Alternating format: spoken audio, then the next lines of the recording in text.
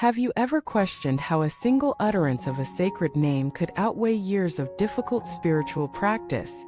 Is it really possible that one heartfelt chant holds more power than countless hours of discipline, study, and meditation? And if so, what does that mean for the way we've been taught to pursue awakening? Welcome back to the channel. It's a joy to have you here again. Today we explore a teaching that defies the logic of the ego, but opens the gateway to the deepest realization of the heart. It comes from a humble but enlightened voice, an old master who once said, "The true field of merit is not what you build, but where you bow." We live in a world that values effort, intensity, and measurable results. We've been trained to believe that the harder we work, the closer we get to success. That might be true in worldly affairs, but in the realm of the spirit, something very different is at play. In this video, we dive into the mystery and majesty of chanting the Buddha's name, specifically the sacred invocation of Amitabha, Namo Amichuofo. This is not about religious dogma. It is about vibrational truth, about how the simplest act, done with sincerity, can unlock dimensions of merit, grace, and transformation that elude even the most rigorous practitioners. Let us begin with a tale passed down from a monastery deep in the mountains. There was once a monk named Tianran. He had spent 40 years in a secluded cave, practicing meditation from dawn to dusk. His mind was razor sharp, his body frail from ascetic discipline. One day, he traveled down the mountain to visit a village festival, where he encountered an old woman sitting under a tree, whispering something over and over. He listened. Namo Amichuofo, Namo Amichuofo. For hours, she repeated the name with a gentle smile. No books, no robes, no altar. Just her voice, her breath, and her presence. Curious, Tianran approached her. "Old woman, do you know the meaning of the name you're reciting?" She smiled. "I know only this. When I chant, I feel peace. When I don't, I feel lost." Tianran was stunned. Despite all his practice, he had never known such ease. That night, he sat in meditation, but the silence felt dry. He began to whisper, "Namo Amichuofo," and something broke open inside him. A warmth, a tear, a memory older than time. That was the night he began to understand. Master teachers have long said that in the degenerate age, known in Buddhism as the Dharma ending age, traditional practices become difficult to maintain. Minds are scattered. Temptations are abundant. Even monastics struggle to uphold precepts. In this time, the Pure Land method shines as the most compassionate doorway to awakening. Why? Because it is accessible to all. You don't need to be a scholar. You don't need to have perfect concentration.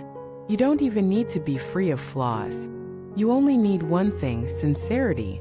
And sincerity, when it touches the name of Amitabha Buddha, creates a bridge between your limited self and infinite light. But how can something so simple carry so much power? The old master explained it like this. The Buddha's name is not ordinary sound. It is the condensed essence of boundless virtues. It is the echo of his vow to save all sentient beings. When you chant it, you don't just remember the Buddha, you align with his vow. That vow, known as the 18th vow of Amitabha, says that anyone who sincerely calls his name even 10 times will be reborn in the Pure Land.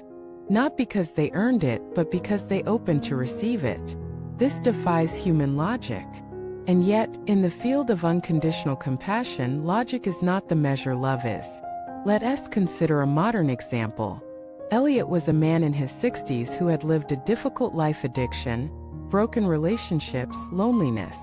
One day, while wandering through Chinatown, he stumbled into a temple just to get out of the rain. A nun offered him tea and smiled. "Would you like to sit and chant?" she asked. He stayed out of politeness. The chanting began. Namo Amichuofo, Namo Amichuofo. He joined in, awkwardly at first, then with growing interest. Something in the repetition soothed his mind. That night, he couldn't stop hearing the name in his head. For the first time in decades, he didn't crave a drink. He returned the next day, and the next. Months passed. He began volunteering at the temple. Eventually, he asked to take refuge. On the day of his ceremony, he wept uncontrollably. It was one name, he said, that pulled me back from the edge. How can we explain this transformation? Not through psychology, though that plays a role. Not through therapy, though that too may help. But through the mystery of merit, the unseen current of cause and effect woven by the Buddha's vow, and a human heart that dares to believe it's still worthy. One teacher compared the name to a key. In the hands of the wise, the key opens vast palaces of meditation. In the hands of the weary, it opens the gate of refuge.